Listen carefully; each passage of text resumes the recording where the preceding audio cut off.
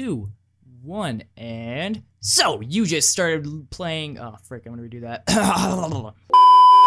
So you just started playing literally any mod pack, and you notice one of the mods is called Tanker's Construct. Well, what is it? Well, to simplify it, you can make really cool tools and weapons out of pretty much any ore. Most of the time. It can definitely be difficult when starting out, so today I'm going to show you the easy guide to Tanker's Construct. First is Grout. Oh, Grout. You're going to need a ton of this stuff if you want to get anywhere.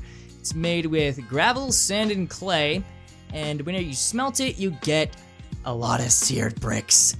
You need a lot of these things. It's ridiculous how much of this stuff you actually need, but, you know, it's doable most of the time.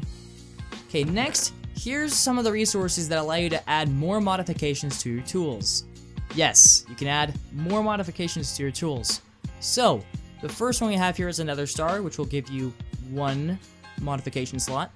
A diamond and a block of gold will give you 1 modification slot. A enchanted golden apple and a block of diamond will give you 1 modification slot. And this quartz over here is, well, one of the most important resources ever. So, this is the last resource you're going to need way more than you should. Quartz. Quartz in this mod has the effect when applied to weapons that it increases damage, so you can kill things faster. Most of the time. Next are the starting points of this mod. The first thing you need to make is a crafting station, which you just put a crafting table into a, you know, really anything. Some blank patterns, which are made like this. A tool station, which is made like this. And then the stencil table and the part builder. However, the tool station can be upgraded into the tool forge like this, with 3 seared bricks, 4 blocks of iron, and of course a tool station. Okay, now what to do with all these seared bricks that you've been collecting for like the past hour? Well, let me show you. So, the first thing you need to make is 1 Smeltery Controller, which is made with 8 seared brick. Next up is a Smeltery Drain, which you need 6 seared brick for, and is made like this. Next up is the casting table, which you need 7 seared brick for. Along with those, you're going to need a casting basin, because, you know, I guess if you don't really want to make tools, you can make blocks out of the stuff, but, you know. Then next up is the Seared Faucet, which you need for the Seared Drain to function. It's just 3 seared brick. Next up is the Seared Tank, which actually allows you to smelt stuff. It's 8 seared brick and 1 glass. And next up is what you're gonna need a lot of is the actual seared bricks, which is made with 4 seared brick. Not to be confused with each other, it's really annoying. This one's a block, these are items. Got it? Get it? Good. Okay, so you have all these parts, right? So there are tutorials on how to build smelteries, so I'm just gonna quickly sum this up right now. Basically, you have a giant seared bricks box, okay? Then you put the Smeltery Controller here at the bottom layer. You put a Seared Tank with a bunch of lava in it right next to it. And then you can basically place the drains like this. You don't have to have 3. That is completely optional. And then you basically just need to have a lot of seared bricks to pretty much just allow you to have more space to smelt stuff in. Okay, so now you're finally ready to start making some tools.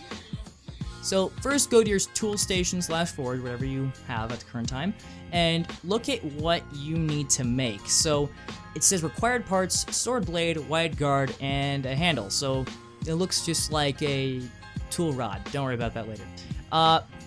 So basically, to make these patterns right here, what you need to do is you need to go into your stencil table, place in a pattern, click the one that you need. So we need a tool rod pattern, and we already have all the ones that we already made. So we need a sword blade pattern, and we need the wide guard pattern, like it said in the recipe. Next up, you just go to your part builder, or whatever, and you basically place your swords and whatever you need to do, make it out of stone, click that, and then okay, then after all that, you don't, I mean, I guess you could make a stone sword, but they do break very easily. So, you built this giant smeltery, right? Let's put it to some use. So what you do is you place your desired parts into the casting table, Then what you have to do is you have to grab a lot of gold. So it's a lot of gold. Or you can make, I forgot what it's called, but it's like a alloy of some sort. I can cover that next time if you guys want me to. But we're just gonna melt down some gold real quick here. I say real quick, it's gonna take like 5 minutes, so I'll be right back. Okay, so after waiting forever, you now have 9 ingots of gold in your smeltery. Woo! Alright, now what you do is you right-click on a seared faucet and it will start pouring it out. Now check this out. You now have a sword blade cast and a wide guard cast. So let's go ahead and make a stone tool rod cast real quick right here. Alright, great. So, now you have a bunch of casts. What do you do with these? Well, now you can pretty much take any ore that you want to. Let's just take iron for basic purposes. And we're just going to go ahead and load it all in there. And wait like another minute or so. Yeah, this mod is kind of time consuming, but it's worth it most of the time. Alrighty, so I just melted down a bunch of tanks, and now what we're gonna do is we're gonna pour them out into these. Alright, there's another thing you have to do. You have to make sure to click on the material that you want to cast it in. Otherwise it won't work, or you'll just cast something completely different and you'll waste resources.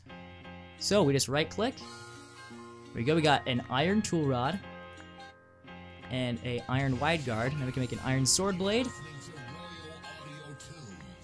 And there we go. So, now what we do.